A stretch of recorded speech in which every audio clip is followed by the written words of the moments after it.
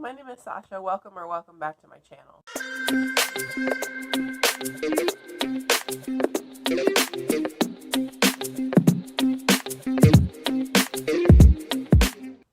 Today I have my KABOOMathon wrap up. I participated in KABOOMathon, which began by Chapter Kate and Reading with Nori, and I'll leave their channels in the link down below.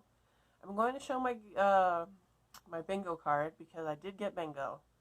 I had to go on my phone, even though I was reading everything physically, and get an ebook of Snow Glass Apples by Neil Gaiman just to get bingo because I needed to get bingo.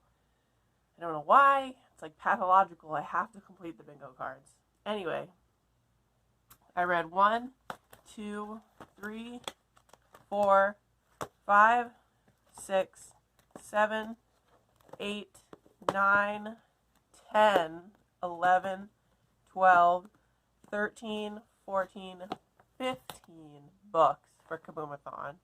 They're all graphic novels or comic bind-ups, so no actual books. We start with When I Arrived at the Castle by Emily Carroll.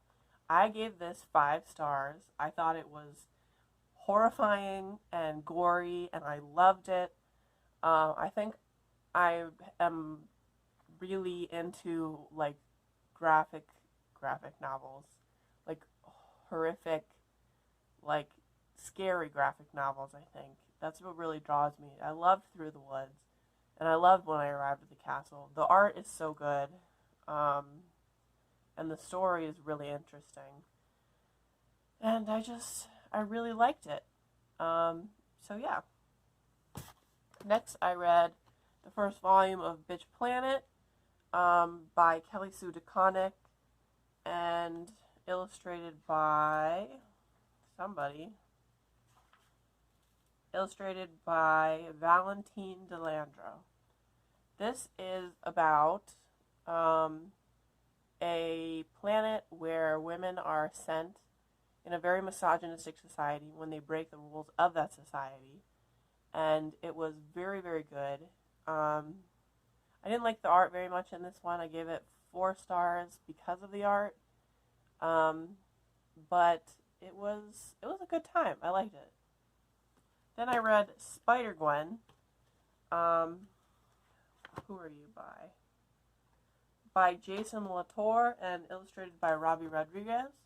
I gave this 3 stars. This is one of the lower ratings I gave. I gave a lot of 5 stars this week, but this one was 3 stars because I just didn't like a lot of the dialogue, and I thought the art was really confusing at times. When the art is confusing is when I really get irritated, when I can't tell what's going on. I think that's an artist's job, is to make sure that you know what's going on, and it just didn't happen. There was a lot of confusing panels in this comic bind-up. And like I said, the dialogue was sort of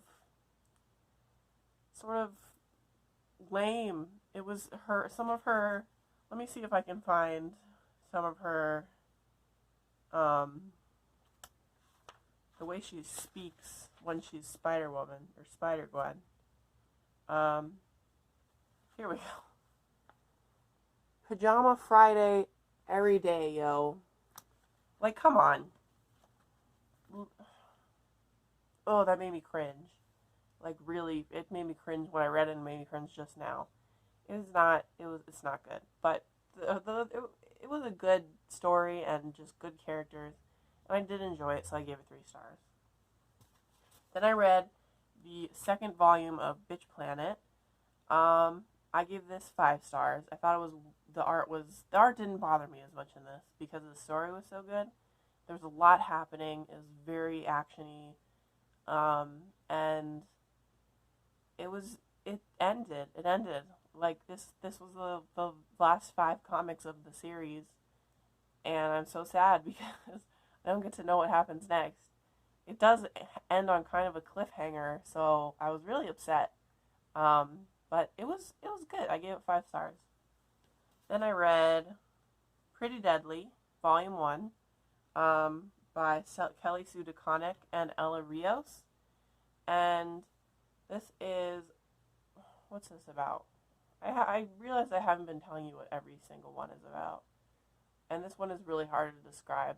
It's about this little girl who is being hunted, and she's being hunted by people connected to death.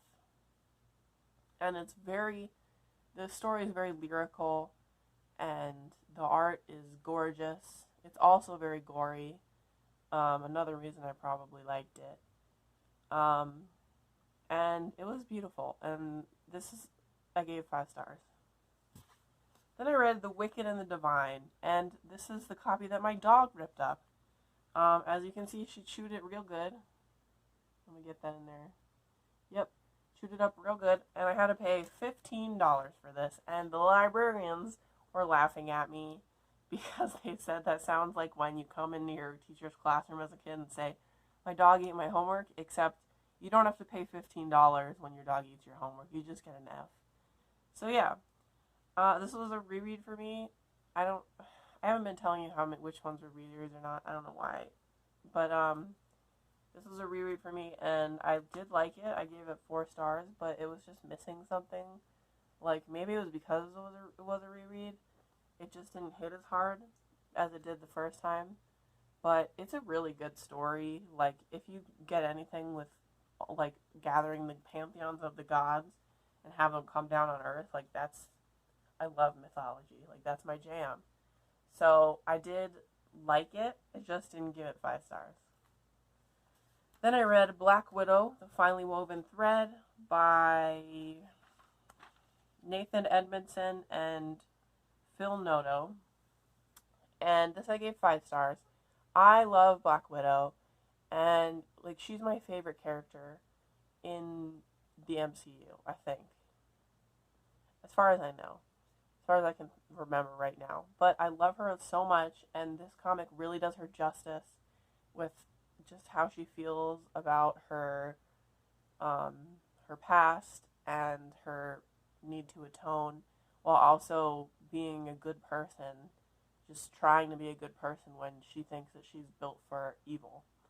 It's very well done. The art is gorgeous, seriously gorgeous.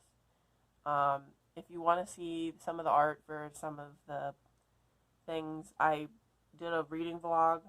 I'll link it up here. The art is so good. Like, it's so pretty. And yeah, I gave it 5 stars. Next I read Moon Cop by Tom Gauld. And this was so sweet and, like, sad. And, I mean, it was really sad. Like, it made me emotional. And, but it was also really sweet and, like, touching in some ways. And it's kind of about, like, the loneliness and, like, how we try to deal with it, and I just loved it a lot. I loved Moon Cop. Look at him, he's just patrolling, but he's patrolling nothing because there's nothing on the moon. And yeah, it was sad and sweet, and I loved it, and I gave it 5 stars. Next I read House of Women by Sophie Goldstein, and I did not like it. I gave it 2 stars. I gave it 2 stars because of the art. The art was good. It was really nice, but I had a lot of problems with this book. First of all, the villains of this story are all women, and they're either jealous women, or they are maternal women, or they are women who are cold, or they are women who aren't good enough at dealing with their responsibilities, and it just felt really hostile to women in general when it's a book called House of Women. There was also a part about indigenous species, like, not indigenous species, but like the indigenous population of this planet that these women come to, and the way they talk about them and treat them as if they're uncivilized and just stupid, and they're treated like animals, and they're aliens, and they look like aliens, but just the overarching, like, allegory for like how native people of native countries that we didn't understand were treated, and kind of the connection I drew really made me uncomfortable. Like, I was really uncomfortable. And it was just a boring, disconnected, disjointed story. So I gave it 2 stars. Next I read Miss Marvel by G. Willow Wilson and who? And Adrienne Alfona. I gave this 5 stars. Kamala Khan is my girl. She's like my second favorite in the MCU. Even though she doesn't get enough like features and comic books and stuff. This is such a great origin story. I love Abu and Ami and her friend Bruno and her friend Nakia. And just, it's so like lighthearted and fun. And I really think that that's what the MCU needs in general, is more lightheartedness, because it's so grimdark sometimes. And this is just the kind of thing that picked me up. It really made me happy. Next I read first volume of The Vision. This I gave 4 stars. It was really compelling. At some points it was like really bleak, and I wasn't a fan because I had just read Miss Marvel. This was kind of about hiding secrets and trying to appear normal against all odds, and I think that's a really important story to tell. And I think it was interesting in such a like strange like alien robot format, but I thought it was really good. So I gave it 4 stars. Next I read The Color of Earth by Kim Dong-hwa. Kim Dong-hwa is apparently a very popular manhwa artist, which is the Korean version of manga,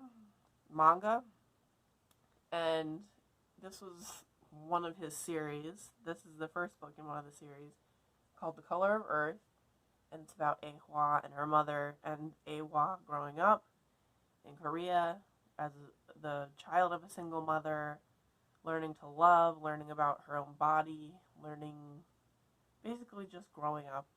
And it was really sweet, and it's like a coming of age story.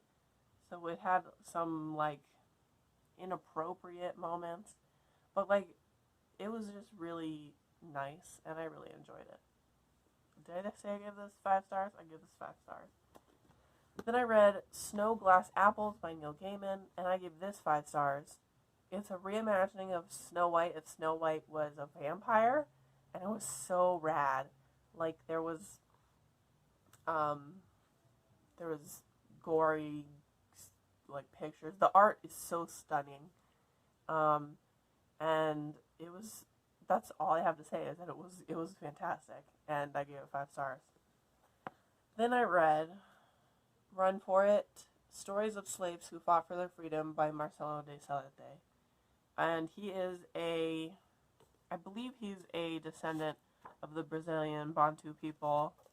And this is about the Brazilian Bantu people as slaves in Brazil, and how they fought against slavery, how they tried to escape from slavery, just the little rebellions, and it was really devastating.